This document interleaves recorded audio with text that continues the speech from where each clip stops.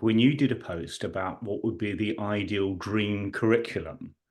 And I kind of replied, oh, okay, then let's go do this. And you had a brilliant reflection on what school and education could be like with a different type of curriculum. And me being the sort of provocateur, turned around and said, well, let's build a course or a syllabus. Let's turn this dream into reality. But that post itself was a bit of an insight to you, your interests, your beliefs, your passions. Do you want to expand on that and what led to that post? Yeah, sure. That's right. I did do a post on LinkedIn on what I wish I'd been taught at school. Mhm.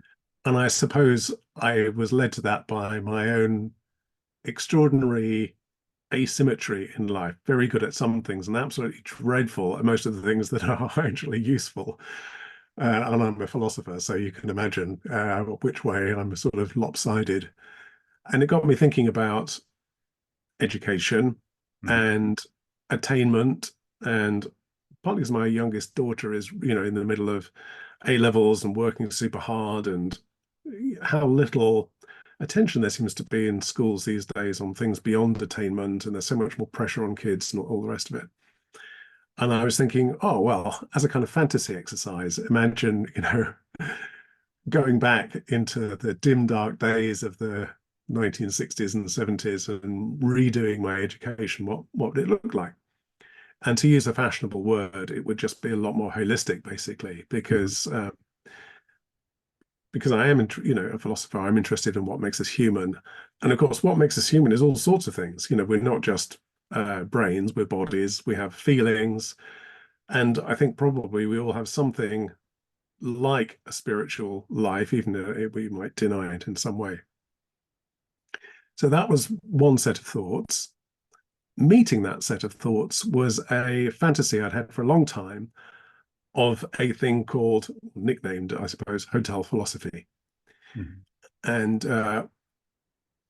my idea was, and the idea sort of came about like 15 years ago, probably. My idea was, wouldn't it be brilliant if you could go on holiday and learn stuff Mhm. rather than just, sit around on the beach or flick through magazines or whatever people do on holiday. And I thought particularly that would be very good for people who are approaching retirement or, recently retired, because those people tend to have a bit more time, Mhm. but their interests are still pretty high in all sorts of things in the world. And I think a lot of people seem to value the idea of studying more actually when they're older, because they're less stressed about their attainment, their exam grades, and all the rest of it. So there was that. And at roughly the same time, I got involved with the setting up of the School of Life in London, Ellen de Botton's thing. And they were at that time trying to do something sort of similar, although they've gone off in a bit of a different direction. So all of those things came together, I suppose, in that post. And then, you and I spoke about it, and, we're now actually trying to realize it in some form in a real place in the real world. So, yeah, that's how it came about.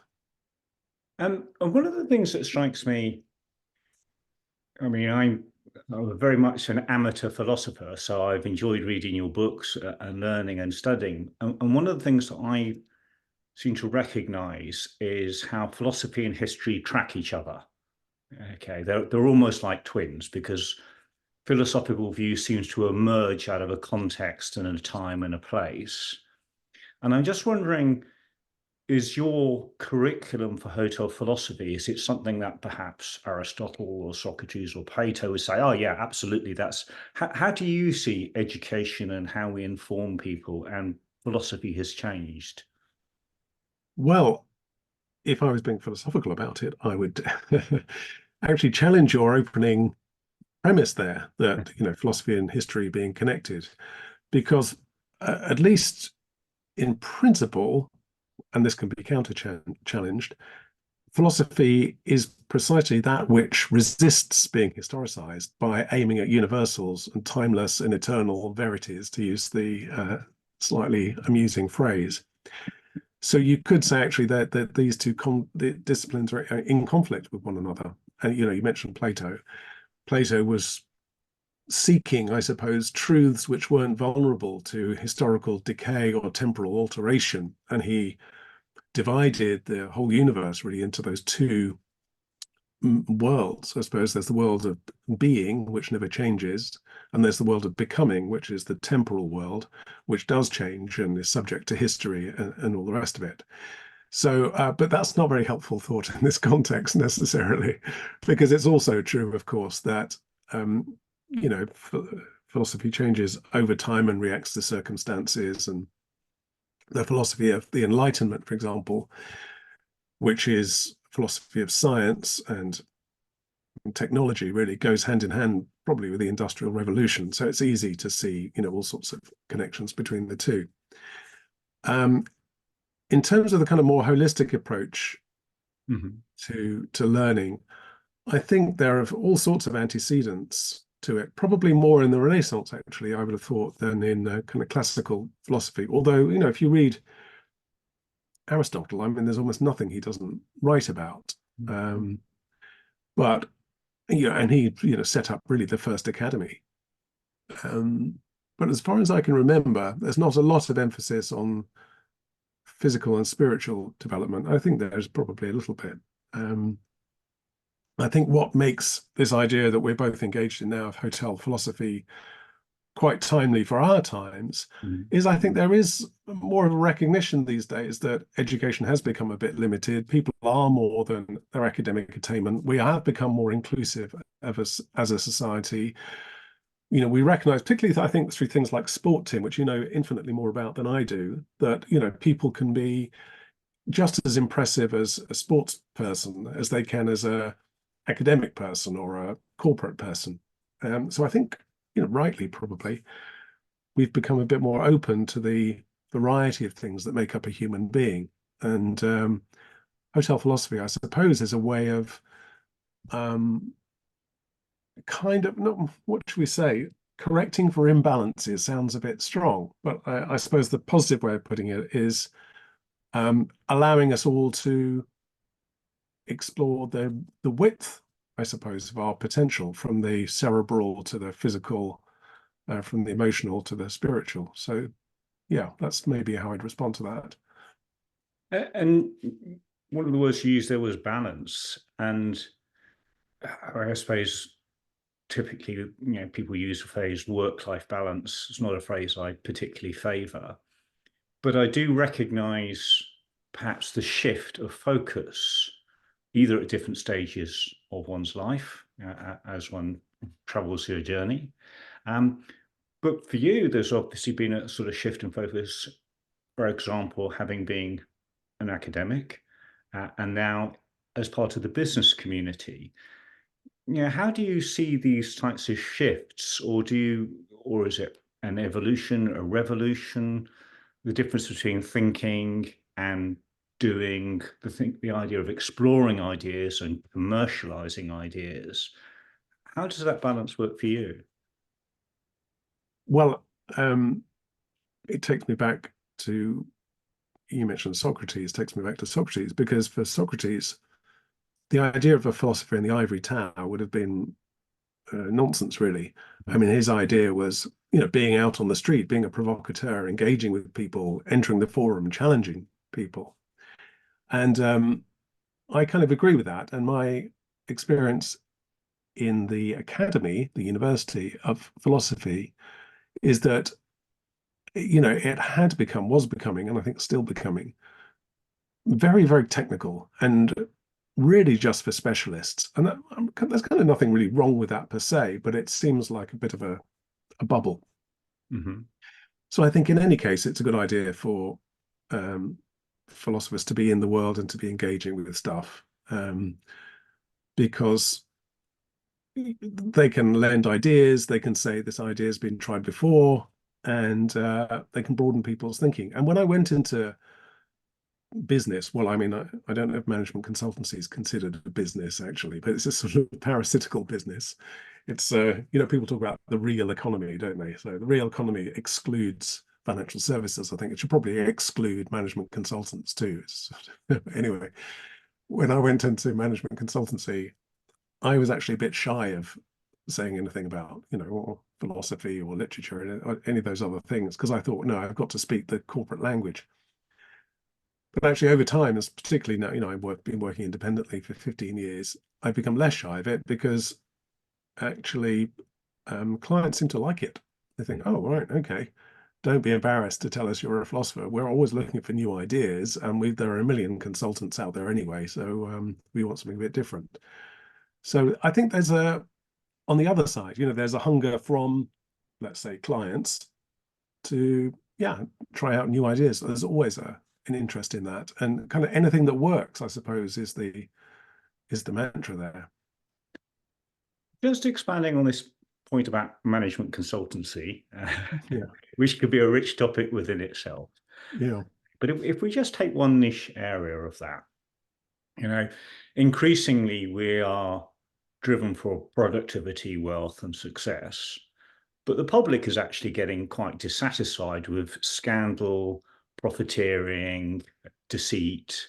To what extent do you think ethics and morals, how has that landscape changed in sort of the recent history? I mean, what's acceptable? I mean, there is an argument that says some ethics and morals are effectively defined by law, whether it's the Ten Commandments or the most recently passed legislation that outlaws some things and enables others. But there's a difference between the legislative framework, which effectively codifies public opinion, and actually that which we feel is acceptable to us. And I'm wondering how that's changed and what role philosophy or business has with that. My working definition of the difference between ethics and law is that ethics is a series of contemporary questions we have, like about bankers' bonuses or fossil fuel emissions or whatever, before they've been codified into the law. The law is kind of retrospective, as it were. So the law is always behind ethics in that sense. Or if you think about social media, what's acceptable to post on social media, or canceling people and so on. There's no, it's lively and it's a debate, and so much of it is driven by technology at the moment, and then the law catches up with it. So for me, there's always a time lag between ethics and law. Ethics is a debate where nothing's been settled into law. I'll give you a very simple example, but I think it was under David Cameron when he was Prime Minister, actually. We still officially had the law of primogeniture in the monarchy, whereby the crown would be inherited by the eldest boy rather than simply the eldest. Clearly, that was a complete anachronism, and the change to the law went through immediately. But had that debate happened 100 years ago or 150 years ago, it would have been still contentious. In the Victorian age, what do you mean the first daughter becomes the monarch? So that's what I mean. Ethics is the kind of ferment of debate of a contemporary set of issues, around a contemporary set of issues, and then law codifies it once it's sort of calmed down, basically. So that's what I think about that. Do you think it calms down, or do you think it swings like a pendulum? Because we see an increase of nationalism, we see some things controversially, for example, abortion and women's right to choose. We are certainly seeing a kind of swing in the other direction now in some states and in some circumstances. Yeah, that's a very good challenge. And actually, I was thinking about, even bigger swings, which aren't necessarily ethical. But in terms of, the swing in the world order back towards authoritarianism and strong leaders, we thought 20 years ago, where it's all plain sailing, everything is going to become a liberal democracy and we can all, be happy. But no, the pendulum has swung back again, hasn't it? I think what's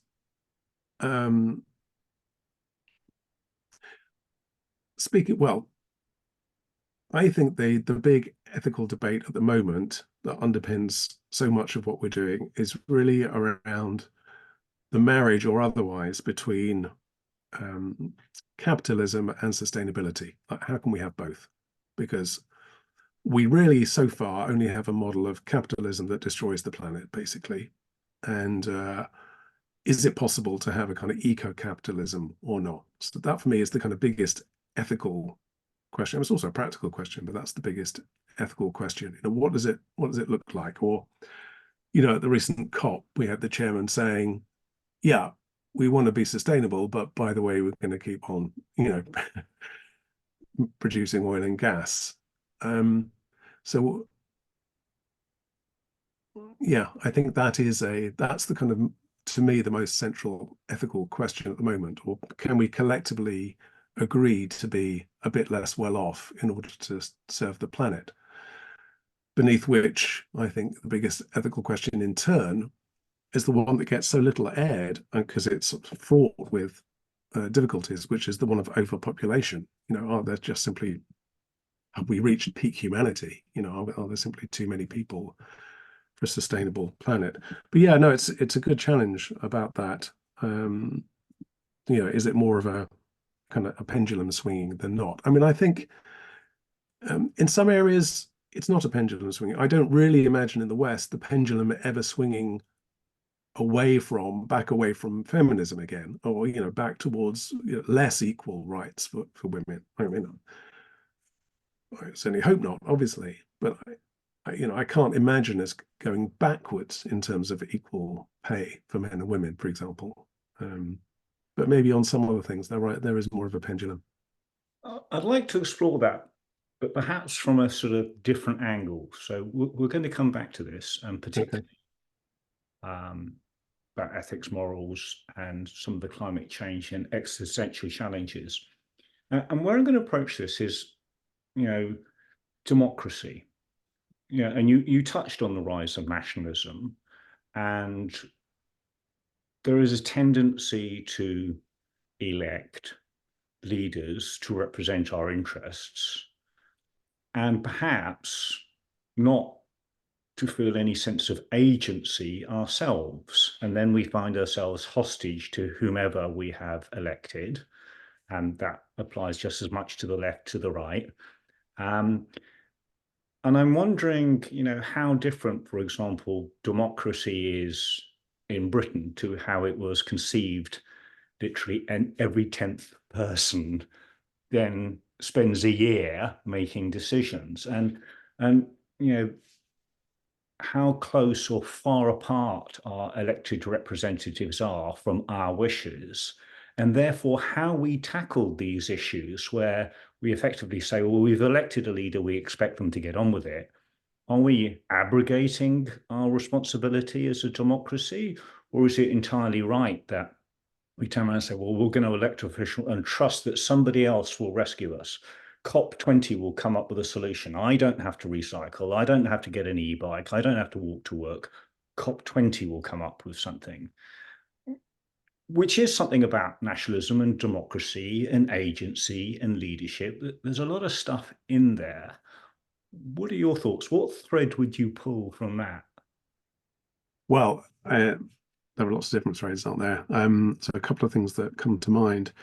Firstly, I think we have quite an ambiguous version of democracy in this country in the West and in the West.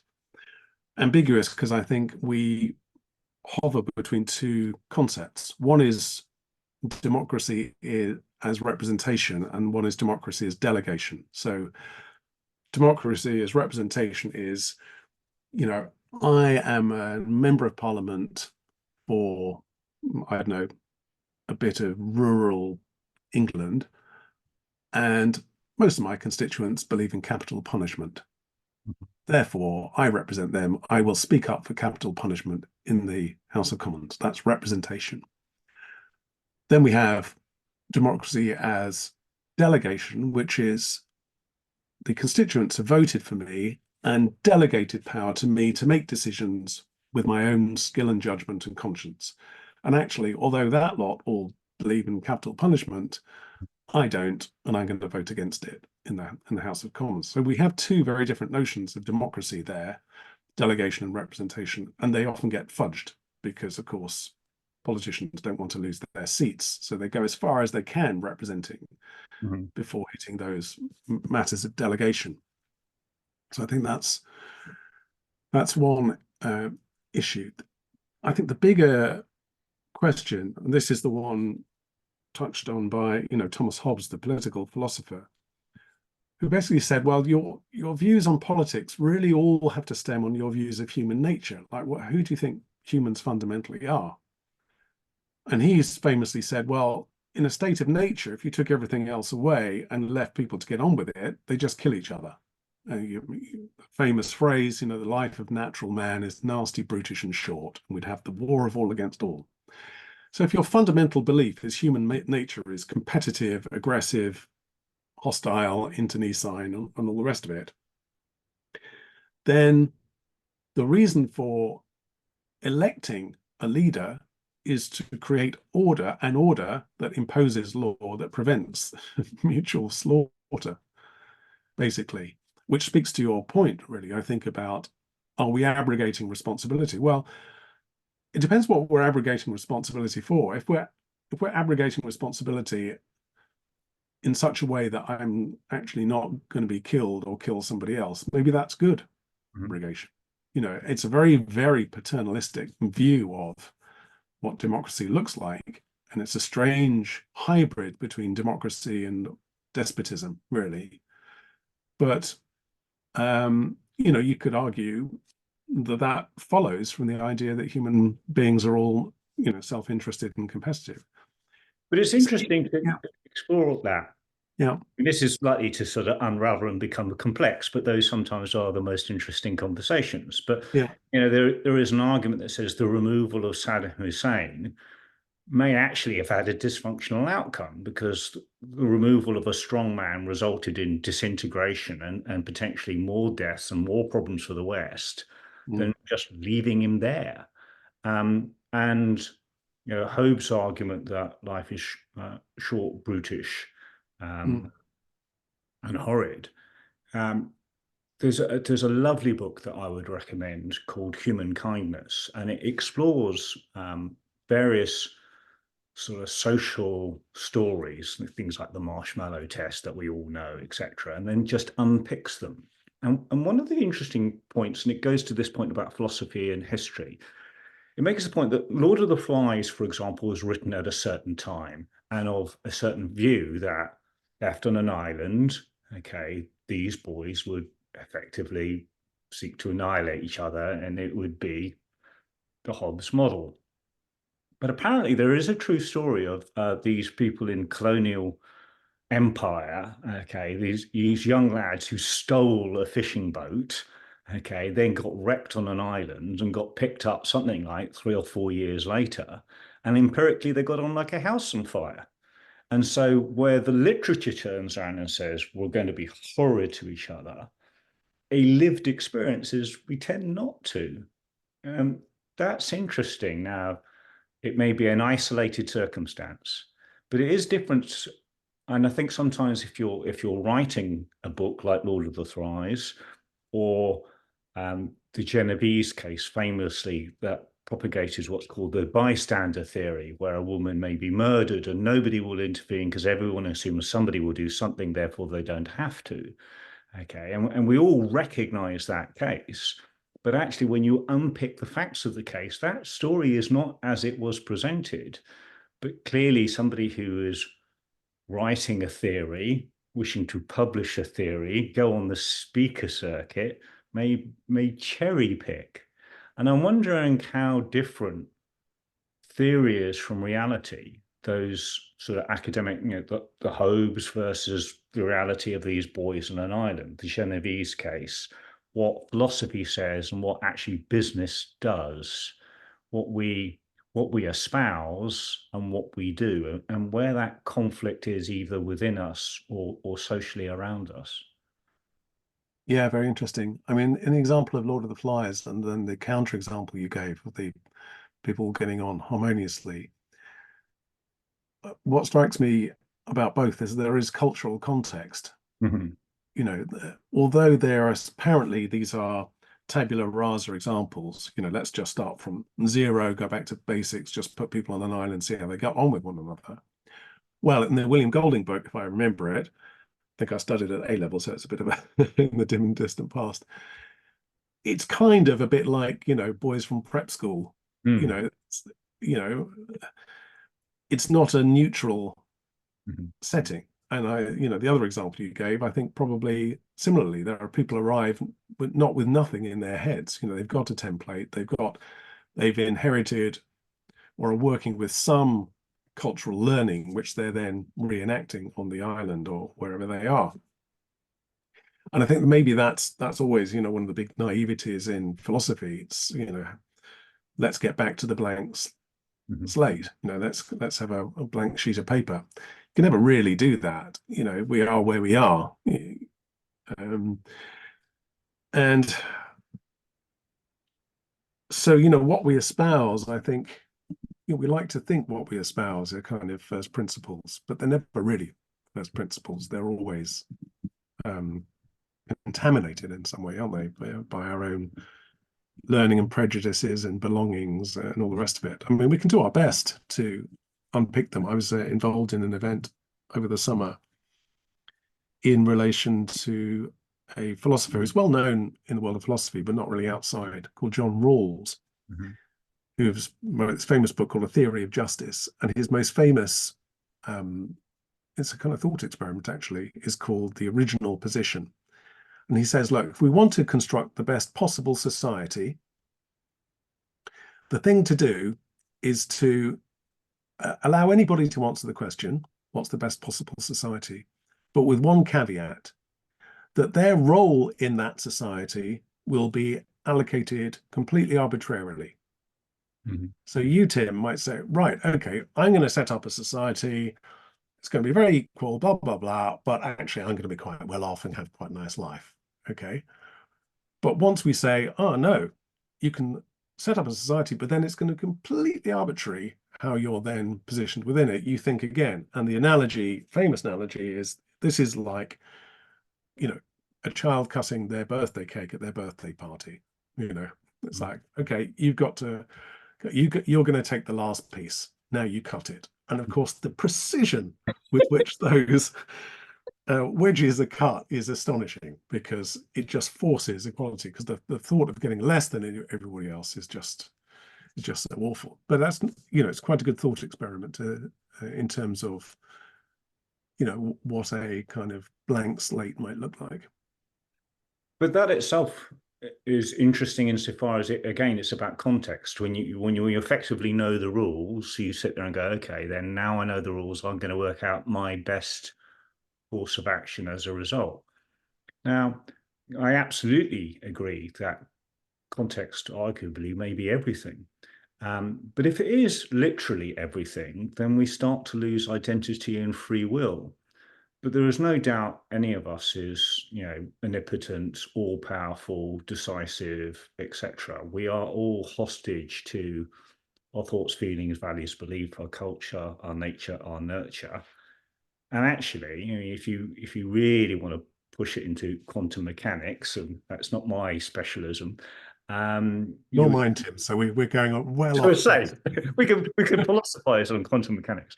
You can turn around and say there is no thinking process there. There is a process, but it's not a thinking process. There is action and reaction and circumstances, a chain of events that manifest themselves in a certain way. As a philosopher, do you find that really exciting, interesting, curious, or do you find that horrific because it removes identity, it removes will? Um, I really like the question. And actually, I sort of, when you were talking, I thought there was something, although you're talking about mechanics and reaction, action and reaction, I thought actually there's something kind of beautiful about that. There's sort of, a system just operating in a perfectly balanced, to use that word again, trying to find its point of equilibrium always, action, reaction, and so on. So I thought, well, that's very nice. And it made me think actually of this other practice which I'm very involved in, called constellations, or systemic constellations as it's sometimes known, whereby we are all, I'll use the word unconsciously, we're all unconsciously striving to achieve a kind of balance of the systems that we find ourselves in. So I'll give you an example to make it a little less cryptic. When somebody's been excluded from a family, you know, there's bad Uncle Tim, you know, he's not invited to Christmas dinner because, you know, he did something dreadful off the Isle of Guernsey that nobody can ever speak about again. It's often the case that poor black sheep Uncle Tim, though he's been excluded from the family and isn't invited to Christmas, little, you know, Sally or little Johnny, who's the, you know, great nephew or niece of Uncle Tim, unconsciously wants him to be included, you know, and doesn't like the idea of exclusion, and might even take on aspects of Uncle Tim's own fate in order to kind of recreate it and have it placed in the family system.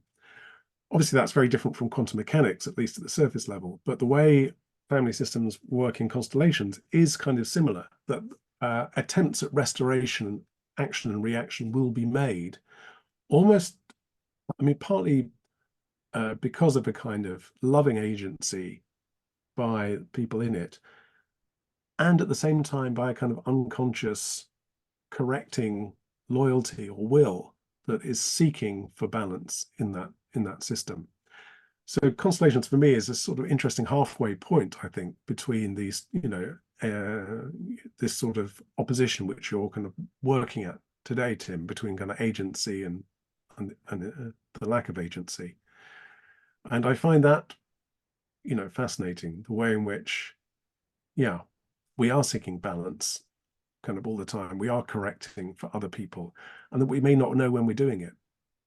I remember a conversation with another author, a very good coach like yourself, and the story came up of a child with a teddy bear, and he said it's always interesting, the relation. The first thing you should always do is address the teddy bear, because when the child thrusts a teddy bear at you, it's a test. You might not know it's a test, but it's a test. How do you respond to my bear? Because that tells me how you're likely to respond to me. And if you give the teddy bear an identity by talking to it, say, "Hello, bear, how are you today?" Okay. Then you are valuing the bear, and therefore you're likely to value the child. And this is a weird segue, but I'm reminded also of Chekhov's comment that if there's a gun in the first scene, it must be used by scene 3. And both those have within them this idea that there is a connection here. Nothing is an accident. The bear has turned up. The bear has turned up for a reason. And to ignore the bear, or in Chekhov's case, the gun, is to miss something fundamental. And so I think there's something really interesting about constellations and circumstances. And again, if we move it into neuroscience, we might even start talking about mirror neurons and how we respond to each other. Or we could just talk about it at an emotional level, things like empathy, okay, or sympathy or compassion, and which I see as being very different. But I think there is a sort of cause and effect throughout, and we can look at it as neuroscience, philosophy, relationship. It's all a bit of a different perceptions, different viewpoints on ostensibly the same thing. Well, you know, nothing is outside the system. Even the things that are outside the system, you know, continue to be part of the, you know, the system as a whole. I like the bear story. It reminds me of obviously in psychoanalysis, you know, toys are studied endlessly, and I was thinking of Donald Winnicott's work on the transitional object, you know, where the child is given a teddy bear as a sort of replacement for usually the mother, not always, to help the transition away from her, part of a kind of developmental process. And also in Melanie Klein, how the toy is often used as a representation, as a stand-in for the parent, and is kicked or whatever, becomes an object of aggression in some ways. And in a way, all of us, I mean, this is my weird segue, in a way, all of us are bears all of the time for other people, because we are holding their projections about us.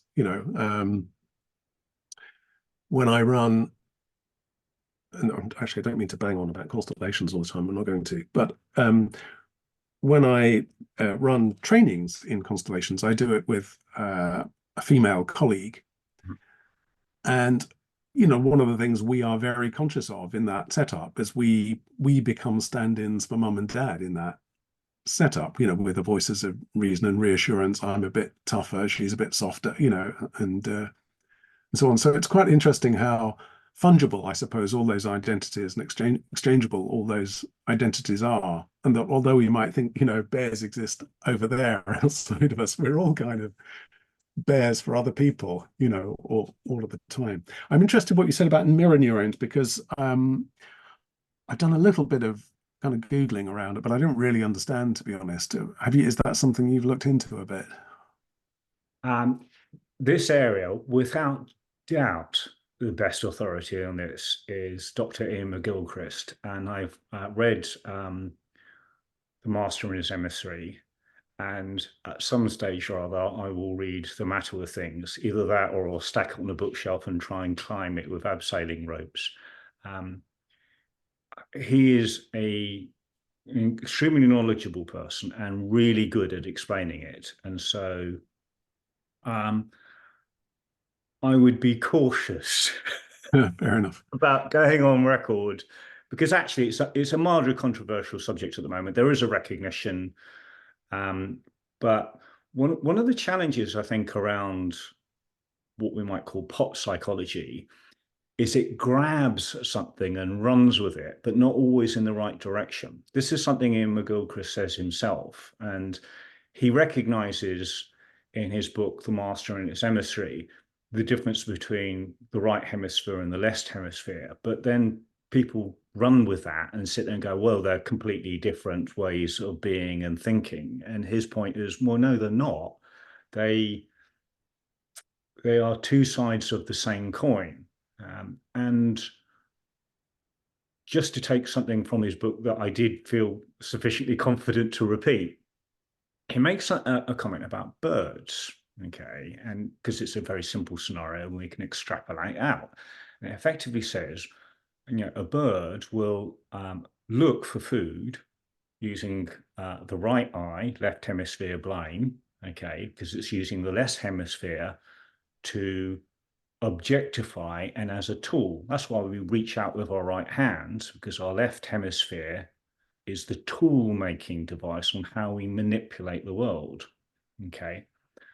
The left eye, right brain, is looking out for the predator that may attack the bird. And so as humans, we would recognize that all the time we have an awareness around us. I can see the books on your shelf, the piano, the Newton's cradle. Okay, so my right brain is looking at relationship, context, and breadth, but my left brain might be focusing on your frown, your leaning forward, your pensive look, etc. And of course, these things work together. And so whilst they are very different, it is their partnership that makes us human. And I find that really interesting. And so I'm cautious about, I follow McGilchrist's caution about picking one thing and going, oh, well, you're a left brain thinker, as if somehow you couldn't navigate your way around the street, which is a requirement of the right brain because it requires spatial awareness. But I do find that thinking really interesting. And in McGilchrist's case, he talks about that context and actually how things have changed with history, and how perhaps whole epochs of time have been. If we take the Industrial Revolution, we tend to talk in mechanistic terms. We think of humans as clockwork machines. Okay. With the advent of the computer, we think of the brain as a computer because it's the metaphor that's available to us, so we apply it. Okay. But there's no way that Aristotle would have ever thought of the brain like a computer processing stuff. It wouldn't have been in his lexicon at all. And so then there's that thing about history and thinking, and then how we apply history to our thinking. The argument that being, for example, productivity, we become productive, so we post-rationalize that God wants us to be productive because that way we can farm fields, accumulate crops and wealth either for the church or for the landlord because they're telling us that that's the right thing to do. So we post-rationalize what we're doing to create some sort of purpose. I'm going on a slight ramble here, but we've ended on the word purpose, and I'm really interested in this idea as purpose is something we create, meaning is something we fabricate to justify or soothe ourselves rather than something that's really there. And that strikes me as being an interesting philosophical point, and I'd be interested in your thoughts on that. Yeah. I overlapped briefly with Ian McGilchrist at the same college in Oxford, and he, if I remember rightly, came in doing literature and then went into medicine. So it's quite interesting that he's ended up looking at, as you say, two sides of the same coin, because I think there's maybe a bit of a similarity in his, or a parallel with his career. And I'm going to try and link the left-right brain thing to what you said about purpose there. My sister once gave me, as a birthday present, a book called Drawing on the Right Side of the Brain. And I think it's quite well known. It gives you a series of techniques to be able to draw. So if you can't draw, which, you know, I think I can't draw, as most people think they can't draw or sing or do maths. Anyway, gives you a series of techniques. And one of them, one of the early ones, is to make a copy of a drawing of Stravinsky. I think it's by Picasso, something like that. And first of all, you're just asked to copy the drawing. And, you know, so I copy it and it's complete, you know, dog's breakfast. Then it says, okay, now we're going to turn the drawing upside down and you're going to copy it. And the effect of that is to suspend your ability to recognize Stravinsky or, you know, a human figure, because now you're just looking at a series of shapes. And once you suspend the kind of cognitive capture of the image and you just copy the shapes, the entire process becomes very different. It's just, okay, well, this is bigger than that. And as opposed to saying, well, there's the nose and you need to make it look like a nose, or here's the ear. And when, lo and behold, I turned it back round and, you know, blimey, I mean, you know, it was certainly the best drawing I had ever done in my life, and was a passable copy of the drawing itself. And the reason I'm saying that is that, you know, that's a vivid experience, a lived experience of a transition from left to right brain that I had. And although, you know, I'm into philosophy and all of that, the kind of philosophy I'm into is not, you know, logical, you know, the philosophy of logic. It's all kind of the softer stuff, existential, how to live a life, and all of these things. And I'm into psychoanalysis and constellations, all these weird, quite marginal things. And in constellations, when you're really trying to understand somebody or a problem that's presenting in the group, it's much better to turn the picture upside down.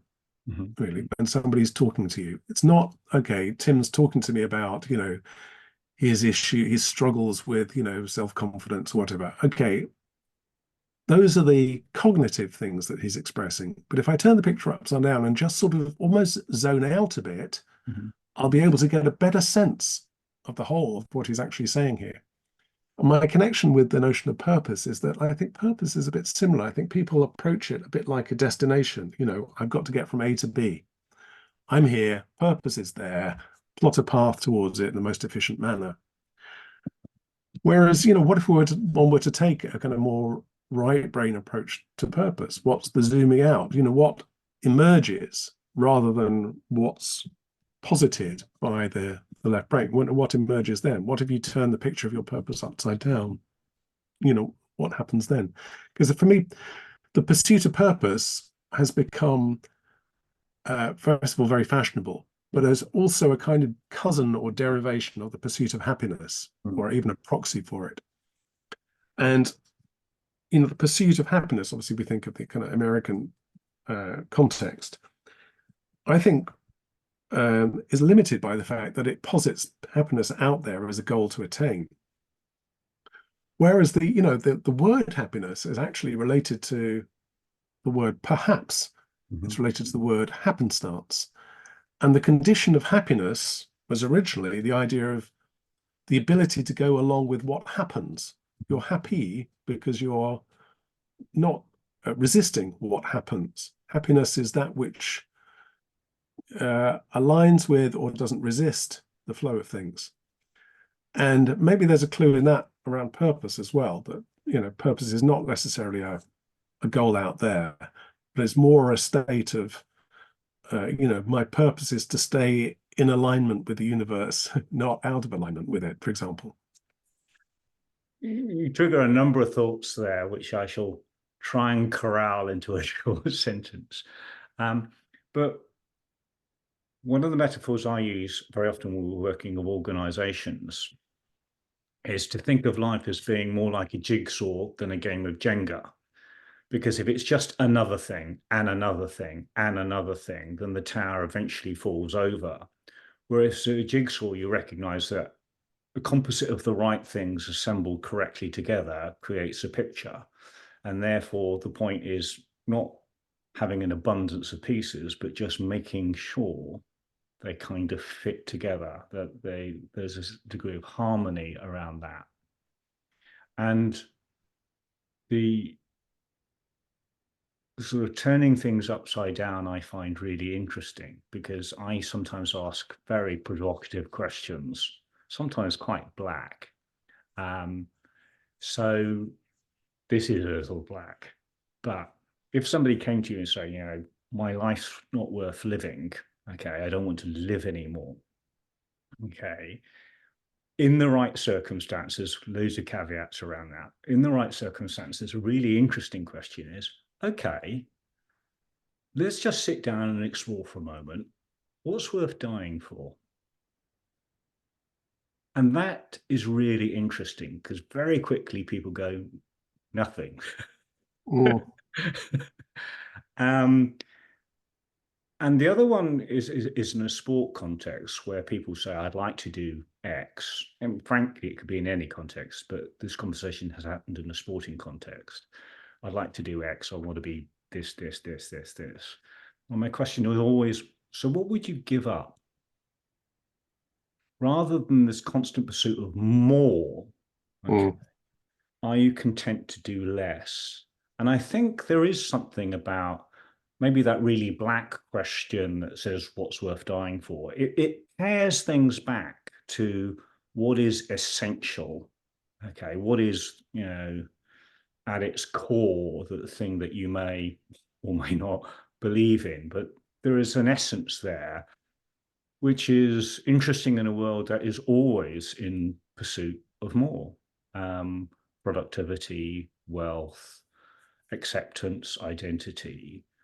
We seem to be in an endless pursuit of more. And to be fair, it serves many people very well. Um, but you can't have an infinite existence in a finite game. mm. On the um, black question about suicide, um, what is nearly always the case in constellations when you have representatives for people who've killed themselves is that there is something worth dying for. And what's worth dying for is the ability to follow somebody else who's died before them. Mhm. So nearly every case, the suicide is um, is wanting to die in order to be with somebody who's already dead. It's not self-murder as in annihilation. Actually, Freud also says that suicide never happens, which is a kind of extraordinary thought.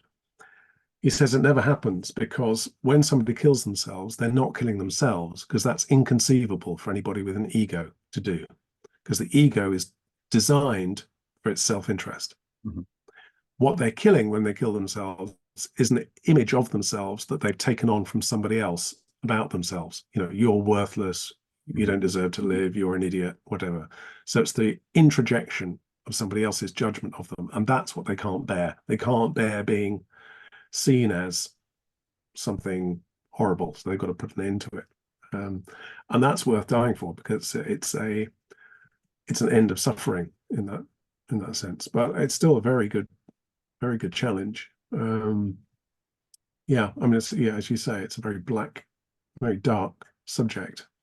But I like your other point though about the exchange. What would you give up? I was talking the other day about this huge rise in cosmetic surgery among particularly younger women, and it would be a good challenge, wouldn't it? Okay, you can improve your lips or something. Well, what would you have that would be worse? You can have better lips, but you can have knocked knees, in exchange for that. Would you go for that? So I really like that as an idea, because it reminds us about the value or the notion of exchange, Mm-hmm. rather than this, appetitive increase of things, which does seem, it does seem bad. I was thinking of that Paul Weller song More as well, where he's kind of deploring this notion of, acquisition. Mm-hmm. Don't know if you're a Paul Weller fan, Tim, but I am. I don't know the song, but I know Paul Weller, and I was a fan of the Jam and Start, which everyone will tell you is just like the Beatles, Exactly. going underground and the like. Yeah. One of the things you touched on much, much earlier, but I think it plays to something we've just been talking about, is cancel culture, and what's acceptable and what's not acceptable, and what we pursue and what others pursue that we find so unacceptable that we would censure. I think that's really interesting, particularly in the context of what you're just saying just now. If there is not my identity, but the identity people put upon me, I feel is so wholly unacceptable that I might cancel myself, or you find my views so wholly unacceptable that you might cancel me. What are your thoughts now? Because we talked earlier again about democracy, and we've touched on, but not really spent a lot of time on, identity. What are your thoughts in that area? Well, firstly, on cancel culture, I mean, I'm a person of my generation. I believe in free speech, I think.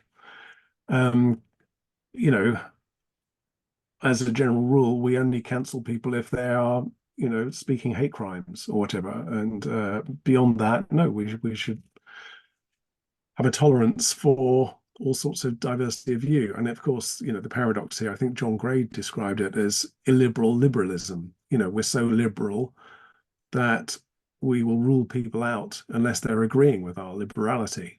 So yeah, I mean, I believe in freedom of speech, except where it crosses the line of the law and becomes, actual hate speech.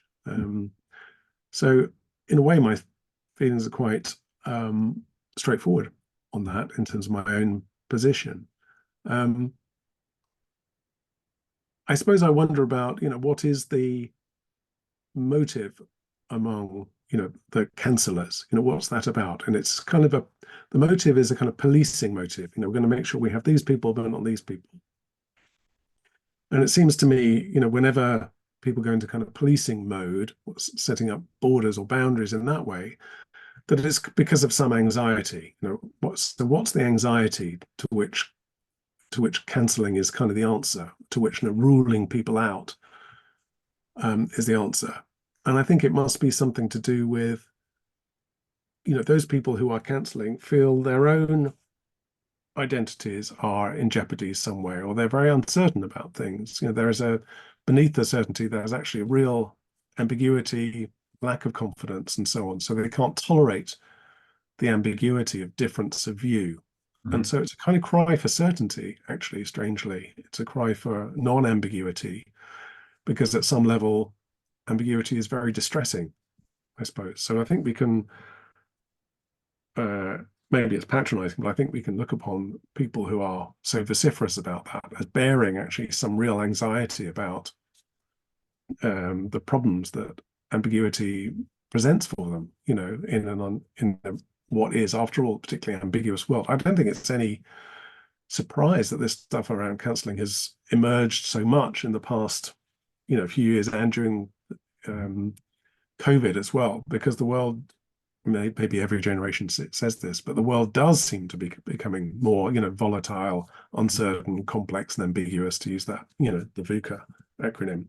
Yeah, so in that context, of course, we want, this is allowed, this is not allowed. We begin to police things, I suppose.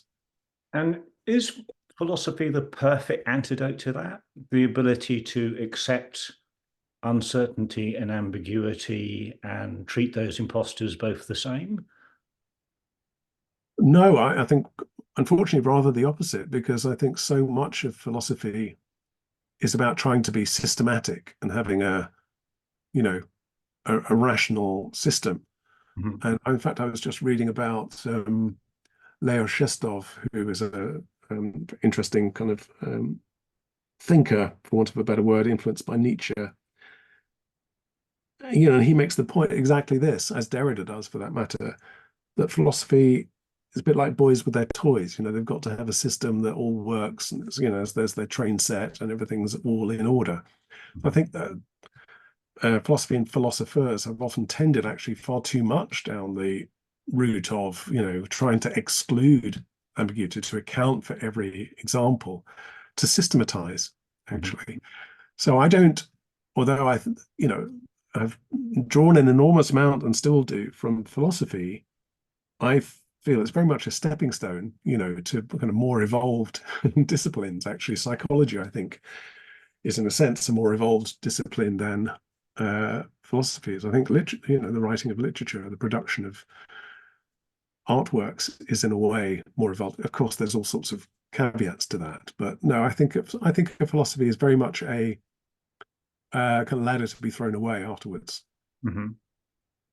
So, what would you say or suggest is a good antidote, or at least a comfort, to those that are faced in a challenging world? Would it be mindfulness, mentalism, religion, faith, or just the noble pursuit of whatever you're doing right now? I mean, it's hard to say anything other than, it depends on the person, doesn't it?